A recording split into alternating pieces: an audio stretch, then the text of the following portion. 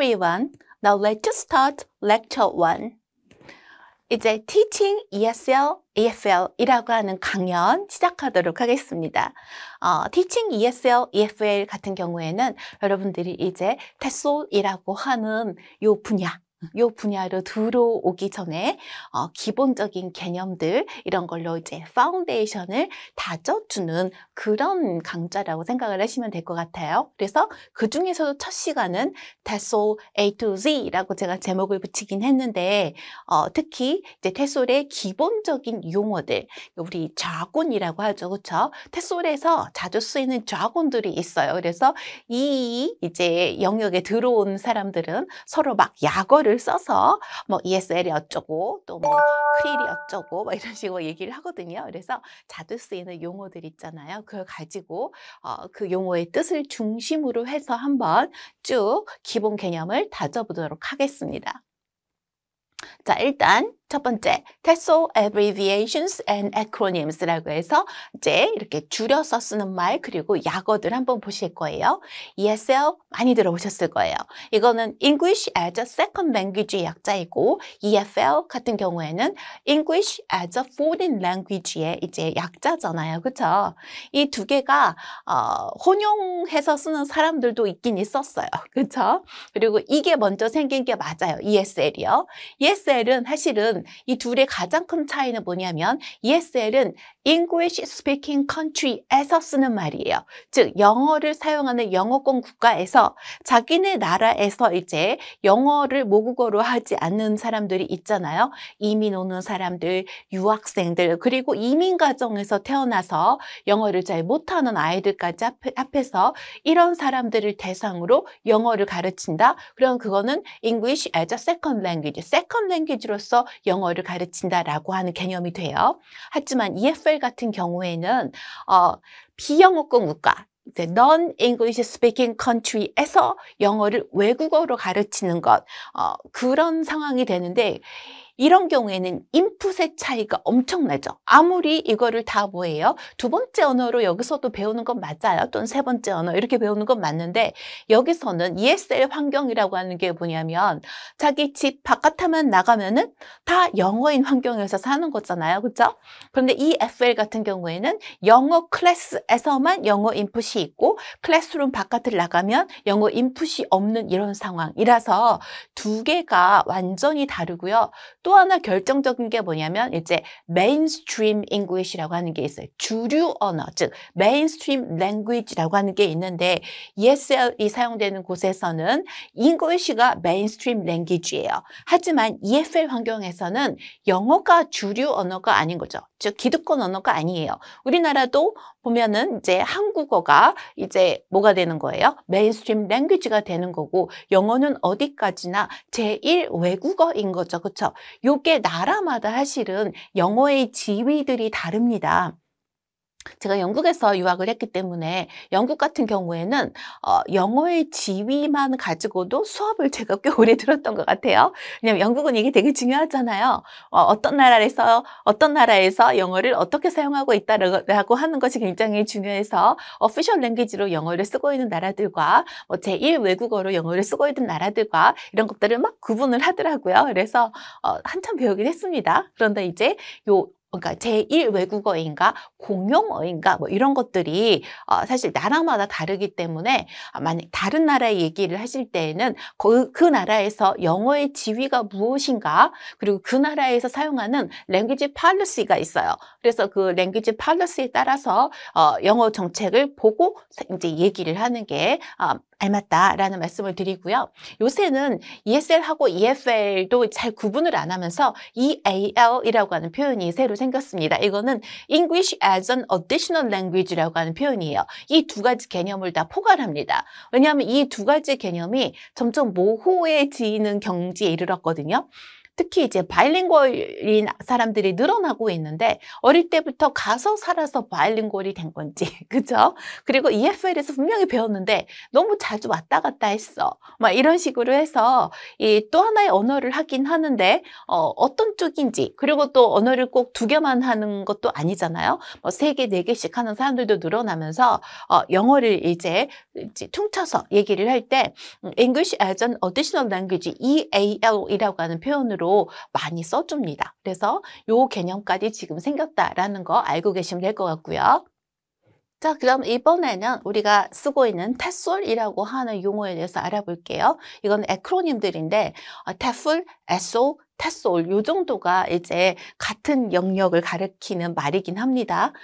원래 이제 제가 유학 가던 때만 하더라도 요 용어들이 골고루 쓰였던 것 같아요. 근데 지금은 TESOL이라고 하는 표현이 지배적으로 사용되고 있죠.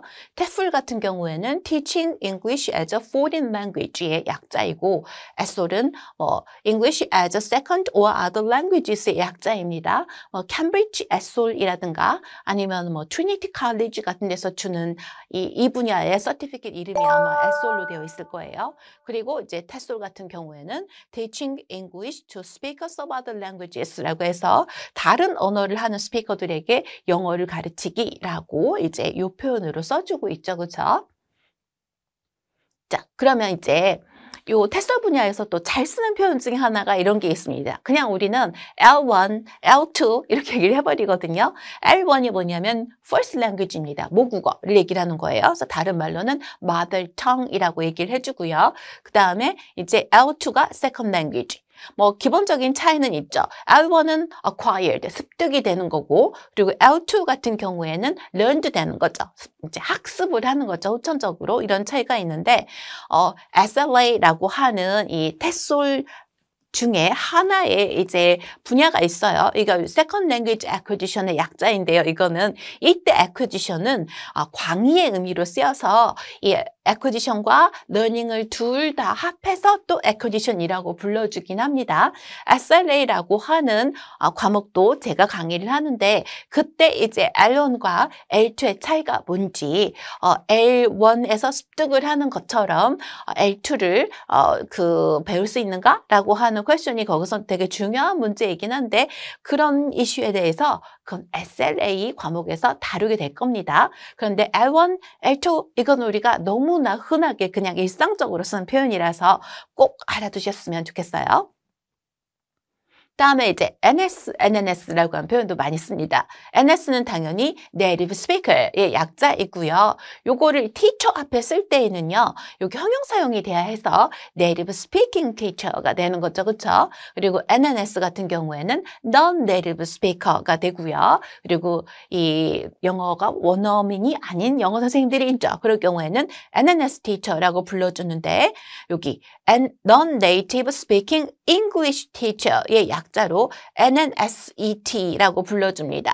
그래서 NNSET라고 하는 이 표현은 뒤에서 다시 얘기를 할 거고요. 그리고 ELT라고 하는 것도 많이 보실 거예요. English Language Teaching의 이제 약자예요. 그래서 ELT Materials 하면 이제 영어 학습 교재들을 쭉 망라해서 내가 검색을 하고 싶다. 그럴 때는 ELT로 가시면 되겠죠. 그렇죠? 자, 이번에는 Areas of ELT라고 해서 English Language Teaching의 여러 영역들을 한번 살펴보시겠습니다. 일단 ESP라고 하는 영역이 있어요. 근데 ESP도 보시면 이거 English for Specific Purposes라고 해서 특별한 목적을 위한 영어라고 하는 전문 분야가 있어요. 그러면 이 안에 2개로 또 사실은 나누어집니다. 이 2개가 어떻게 나누어지냐면 하나는 EAP, 또 하나는 EOP 이렇게 나눕니다. 우리가 보통 토익을 가르친다 이러면은 그건 ESP 영역이야. 우리가 보통 이렇게 얘기를 하거든요. 그런데 우리가 이렇게 통칭으로 ESP라고 부르는 영역도 이렇게 두 가지로 나눠진다는 뜻이에요. 그럼 EAP는 뭐의 약자냐면 English for Academic Purposes라고 해서 이제 학술 목적을 위한 영어가 따로 갈라지는 거죠. 예를 들면 이제 TOEFL 공부하는 거, 이거는 이제 EAP의 영역이고 내가 에세이 라이팅을 또 하는 걸 배운다? 그럼 그건 역시 EAP인 거죠.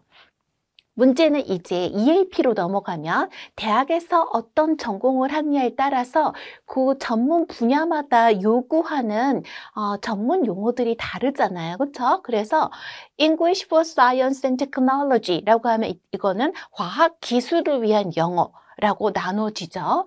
우리가 보통 과학 또는 IT라고 부르는 쪽의 영어들이 이쪽이고, 이제 과학도 뭐가 꼭 영어가 필요하냐면 journal, 보통 우리가 학술지라고 부르잖아요. 이 학술지에 실린 논문을 읽고, 그리고 이제 학자로 크기 위해서는 또 논문을 영어로 써서 투고하고 게재하고 이런 작업들이 필요하기 때문에 이 English for Science and Technology도 EAP 중에서 어떻게 보면 가장 중요한 분야라고도 할 수 있겠네요.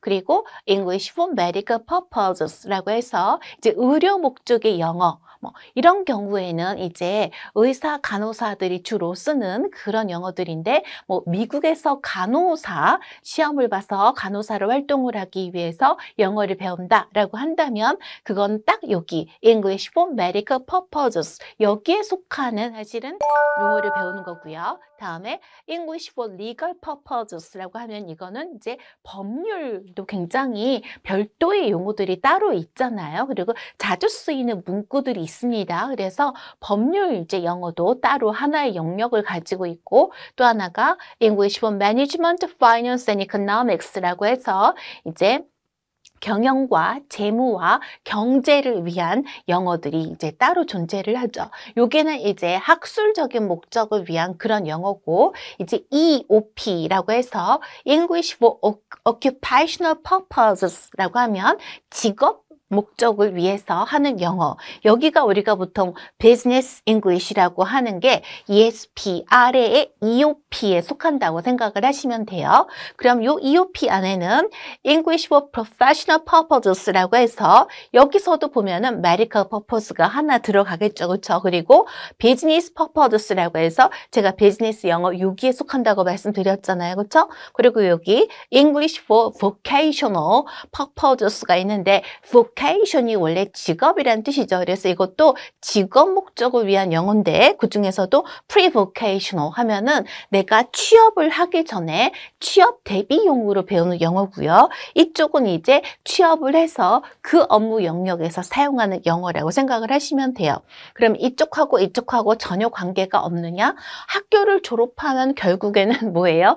여기서 일을 하게 되는 거니까 사실은 겹치는 부분도 존재를 해요. 그런데 우리가 영어를 이제 가르치는 입장에서 영역을 나눠서 수업을 준비하고 수업을 계획을 할 때에는 이렇게 나누어서 사실은 많이들 생각을 합니다. 네, 그리고 이제 테솔의 도메인이 나오는데, 즉 영어를 가르칠 때 우리가 무엇을 가르쳐야 하고 어떤 영역들이 들어가야 하느냐의 문제예요. language 분명히 가르치죠. 근데 우리가 language만 가르칩니까? 아니요. 언어를 가르치다 보면 culture도 반드시 들어가게 돼 있고요. instruction은 교수인데 가르치기라는 말이에요. 즉 교수법도 들어가야 한다는 거죠. 그렇죠? 그래서 영어와 문화와 교수법이라고 하는 도메인을 커버하게 되고, 또 하나가 assessment, 평가라고 하는 영역도 따로 배워야 하는 영역이죠. 그리고 professionalism이라고 하는 게 있는데, 이쪽 같은 경우에는 약간 career development 쪽으로 생각을 해주시면 돼요. 내가 이제 영어 티칭이라고 하는 직업에 들어왔다. 그러면 이 프로페셔널들이 모이는 이제 네트워크들이 있죠. 학회도 있습니다. 그런 쪽에서 어떻게 활동을 할 것이며 이 안에서 내가 어떻게 커리어 디벨롭먼트를 쌓아갈 것인가, 이런 문제들이 생깁니다. 그래서 이쪽에 대해서도 이슈로 삼고 이거를 이제 전문적으로 연구하는 학자분들도 요새는 꽤 있어요. 자, 이번에는요, TEE하고 TET. 사실 같은 말이에요. 뭘로 써도 상관없는데, teaching English in English. 결국 영어로 영어 가르치기 얘기를 하는 거죠. 그리고 TT, 이거는 teaching English through English라서 영어를 통해서 영어를 가르치기. 같은 표현입니다. 근데 영어를 영어로 가르쳐야 하느냐? 아니면은 비원어민들이 자기들의 모국어로 가르쳐야 하느냐라고 하는 이슈가 계속 나오잖아요. 그렇죠? 그래서 여기 NNSET 이슈라고 하는 게 있습니다. 이게 앞에서 얘기했던 non-native speaking English teacher의 이슈라는 게 존재합니다. 우리가 사실은 그렇죠? 영어 원어민 화자들이 아니지만 영어를 가르치는 사람들이잖아요. 그렇죠? 그래서 이 이슈가 있고요. 영어로 영어 가르치기와 관련된 다른 용어들이 있습니다. 하나는 CREAL이라고 하는 게 있어요. 이건 뭐냐면 Content and Language Integrated Learning 이 약자인데 CREAL에서 여기 컨텐츠는 뭐냐면 그냥 컨텐츠가 아니고요. 다른 과목들, 사회나 역사나 과학이나 이런 과목들을 영어 교육에서는 컨텐츠라고 불러줍니다. 그래서 Content and Language Integrated Learning 결국은 다른 과목들을 영어로 가르치겠다는 거죠. 그렇죠? 그래서 이런 표현이 나오고 CREAL은 주로 근데 mostly in primary schools라고 해서 초등학교에서 많이 사용을 합니다. 중학교 수준만 올라가도 CREAL을 잘 사용하지 않아요. 근데 그렇게 하는 이유가 뭐냐면 그때가 되면 이제 지식의 깊이가 굉장히 깊어지면서 이 영어를 사용해서 이 다른 과목을 가르치면 이 다른 과목에서 전달해야 되는 지식이 희석되는 부작용이 있어요. 즉 깊이 있는 지식을 전달을 못한다는 거죠. 그런데 초등학교에서 다루는 정도의 그런 수준의 지식은 그렇게 뭐 깊은 지식이 아니잖아요. 그렇죠? 그래서 그 정도는 영어로 가르쳐도 별 문제가 없다라고 생각을 해서 이제 주로 초등학교를 대상으로 한다라고 알고 계시면 될 것 같고요. 이제 세컨더리 스쿨로 올라가면 CREAL 잘 사용하지 않습니다.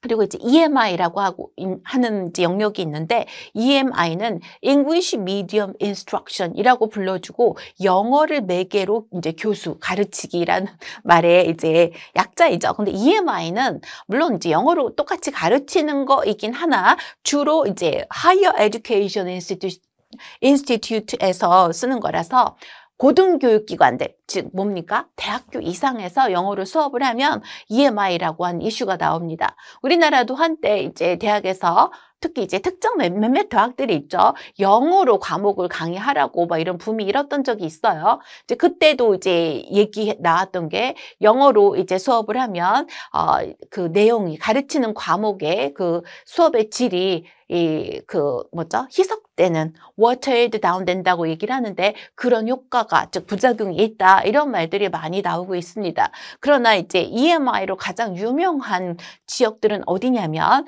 북유럽 국가들입니다. 그래서 뭐 이 스웨덴이라든가 네덜란드라든가 핀란드라든가 이런 곳들은요. 특히 네덜란드만 해도 그래요.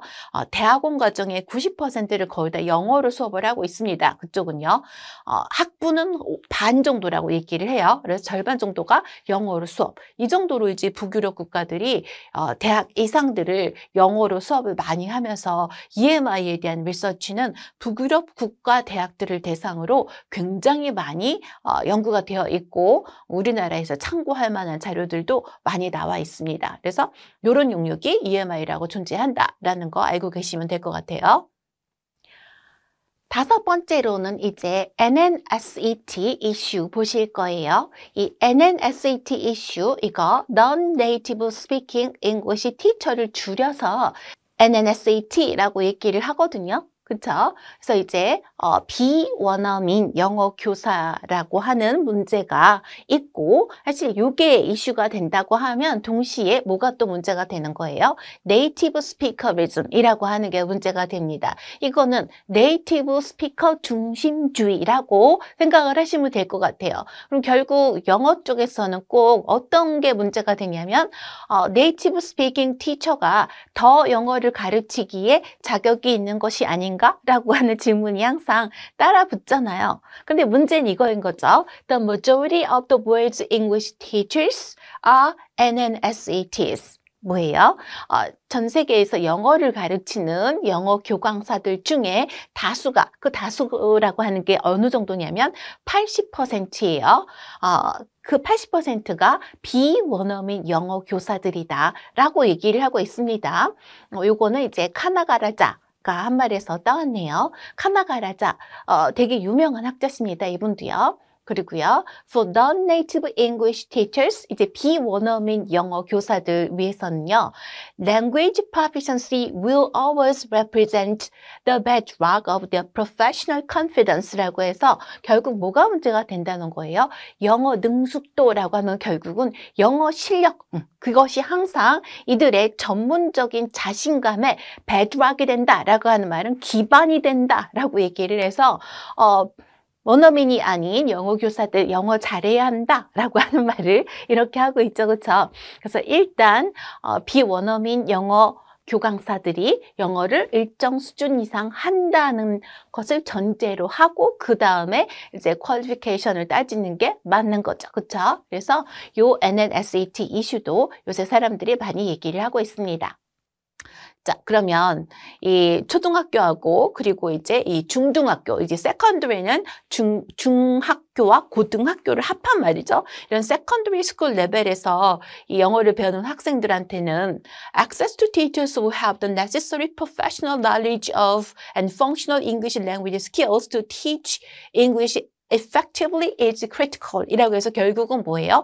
영어에 대해서 전문적인 지식을 가지고 있고 functional, 즉 기능, 어떤 기본적으로 기능을 할 수 있는 그런 언어 스킬을 가지고 있는, 그렇죠? 그런 교사들이 영어를 효과적으로 가르치도록 그런 교사들한테 접근하는 게 굉장히 중요하다라고 하는 말을 한국 사람입니다. 영이라고 하는 이제 학자와 여러 학자들이 이제 2014년 논문에서 얘기를 한 바가 있습니다.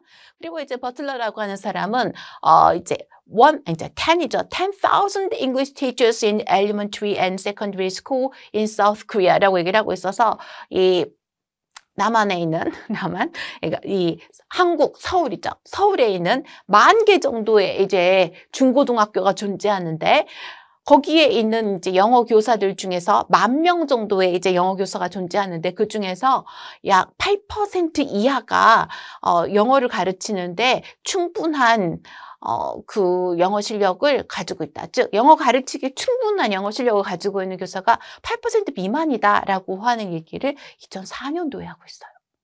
지금은 많이 달라졌을 수도 있지만 어쨌든 요 얘기들은 이제 잭시 리차드가 쓴 논문에 이제 인용한 말들을 제가 재인용을 해서 가지고 왔습니다. 그래서 그런가? 좀 심각하죠. 그렇죠?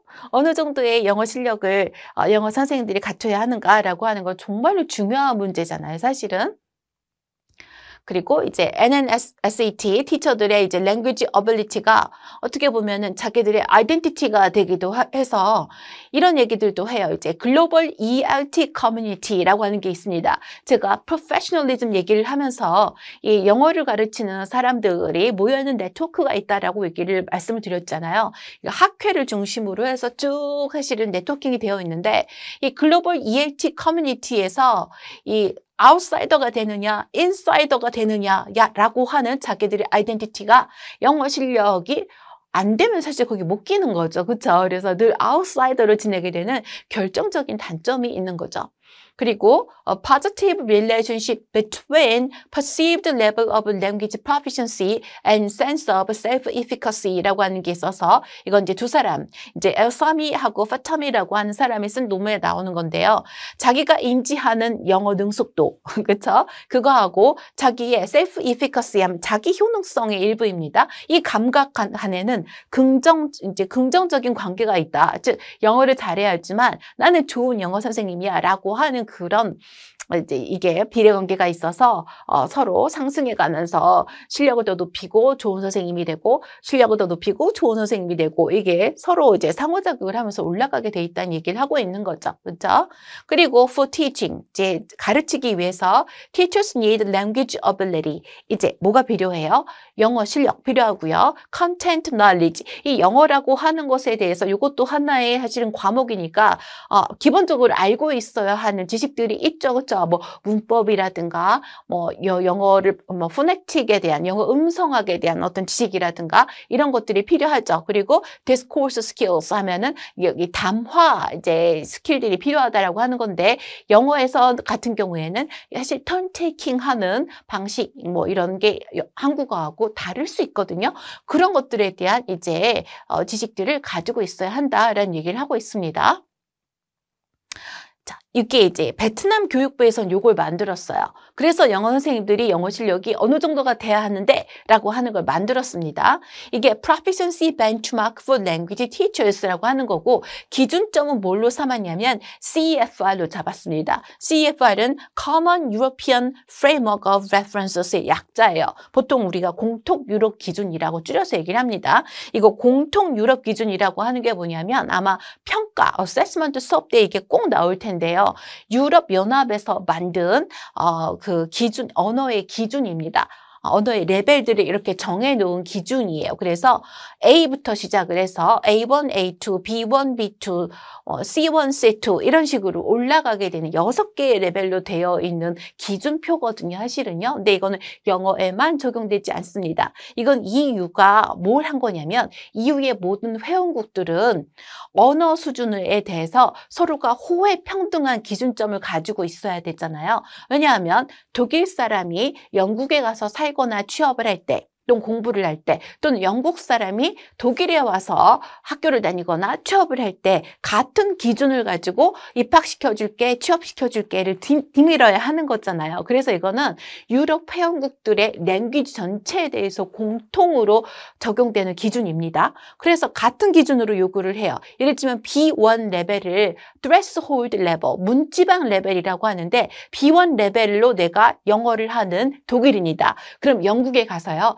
기초적인 어떤 뭐랄까 몸을 쓰는 일들, 설거지, 청소 이런 거를 할 수가 있습니다. 그런데 내가 영국에 가서 대학을 다니고 싶다. 그럼 C1 레벨의 영어를 해야지만 대학에서 어드미션을 받을 수가 있어요. 근데 똑같아요. 영국 사람이 독일에 와서 독일어를 하면서 기초적인 일, 전문직이 아니라 그렇죠? 몸을 쓰는 일을 하고 싶어요? 그러면은 B1 레벨로 독일어를 해야 되는 거고 독일 대학에 들어가고 싶어요? 그러면 C1 레벨로 독일어를 해야 되는 거예요. 그래서 이거는 EU 회원국들이 이렇게 상호 뭐랄까 이거 호혜 평등하게 적용하는 기준이긴 한데 문제는 이게 30몇 개국이 쓰고 있잖아요. 이것만큼 널리 쓰이는 기준이 없기 때문에 회원국들이 아닌 다른 나라들도 이거를 써요. 심지어는 미국에서도 이제 CEFR을 이제 기준표로 삼아가지고 쓰거든요.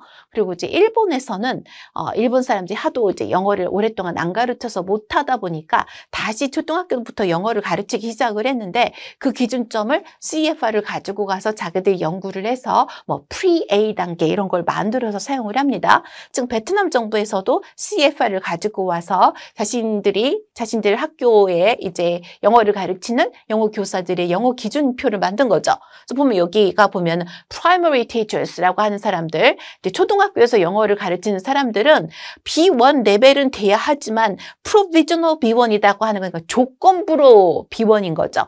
원래 이거 입학 같은 거 어드미션을 줄 때 영어가 안 되면 provisional 어드미션 주는 거 아시죠? 그렇죠? 일단 어드미션을 줘요. 그런 다음에 입학할 때까지 요 수준을 맞춰와 라고 이제 조건부 아니면 입학하기 전에 우리 학교에 와서 몇 달 동안 랭귀지 스쿨을 다녀 이런 식으로 입학 조건을 주는 걸 이제 provisional admission이라고 하는데 요것도 B1으로 반드시 영어 수준이 돼야 하지만 임용되기 전에 B1을 맞춰라고 먼저 교사 자격을 주고 그걸 요구를 하는 거죠. 또는 교사 생활을 하면서 여기까지 끌어올려주는 거죠. 연수를 통해서. 그래서 이걸 이제 provisional B1이라고 하는 거고요. 제가 아까 B1은 문지방 레벨이라고 말씀드렸잖아요. 그 다음에 여기 이제 lower secondary, 우리나라 같으면 이제 중학교죠. 그렇죠? 이런 선생님들한테는 B2를 요구를 하고 그리고 이제 upper secondary, high school 레벨 선생님들한테는 C1 레벨을 이제 요구를 하는 거죠. 그렇죠? 이 C1 레벨이 토플로 치면은 600 이상, 옛날 같으면 600 이상 정도가 되는 거고 550 이상이려나요? 요새 이제 그 IBT로 치면은 100점 정도 되는 사람들이 여기 들어갑니다. 대충 이제 C1이 어느 정도 레벨인지 감이 오시라고 이제 말씀드린 거예요. 요 정도로 영어를 해야지만 영어를 충분히 가르칠 수 있다라고 베트남에서 이 기준을 만들어서 제시를 한 거죠. 우리나라에서는 우리나라 교육부가 이거를 제시를 한 적이 없기 때문에 이것을 참고하면 되겠다 싶어서 가지고 왔습니다. 네. 그리고 이제 theory하고 practice라고 하는 문제. practice 연습 아니고 실무입니다. 이론과 실무가 사실은 teaching에서는 항상 같이 가야 하지 않나요? 그래서 teaching이라고 하는 잡은요. methodology, 교수법을 얘기합니다. 이것과 practice, 이게 이론이고 이게 실전이죠. 그렇죠? 사실 이 실전을 하는 사람들을 practitioner라고 불러주는데 실전 경험이 없는 이론가라고 하는 게 교육학은 정말 굉장히 의미가 없는 것 같아요. 즉, 안 가르쳐 본 사람이 그 티칭 교수법에 대해서만 얘기를 한다가 과연 큰 영향을 발휘할 수 있을까? 왜냐하면 현장을 모르니까요. 그리고 현장만 아는 사람들, 정말 현장 감각 굉장히 중요합니다. 그런데 현장만 아는 사람들이 발전을 해나갈 수 있을까? 그렇죠? 이런 문제가 항상 있기 때문에 이 교육만큼, 특히 language 교육만큼 이 두 가지를 겸비하는 것이 중요한 영역은 없다고 생각을 하거든요. 그래서 내가 메소돌로지하고 프랙티스를 겸비한 그런 교사가 되고 싶다. 그럴 때에는 이제 이 메소돌로지에서는 테솔 반드시 생각을 하셔야 되고 커리어 디벨롭먼트를 같이 생각을 해야 되는 거죠. 사실 이 메소돌로지를 갖추지 않고 본인의 커리어가 발전한다고 생각을 하는 건 무리죠. 그렇죠? 그리고 프랙티스로 들어오면은 반드시 뭐가 필요해요? English competence, 영어를 기본적으로 할 수 있는 역량이 있어야 되고요. 또 하나가 요새는 cultural understanding, 문화에 대한 이해가 반드시 같이 와야지만 내가 티칭을 제대로 할 수 있겠다라고 하는 그림을 그려볼 수가 있겠습니다. 네, 이렇게 해서 이제 레퍼런스 한번 쭉 보시고요. 특히 이제 잭시 리처드 같은 경우에는 영어 교육계에서 너무나도 유명한 분이라서 한번 정말로 요 아티클을 읽어보시는 것도 추천합니다. 네, 이렇게 해서 첫 시간 테소 A to Z 이제 기본을 다지는 시간 마치도록 하겠습니다. 네, 수고하셨습니다.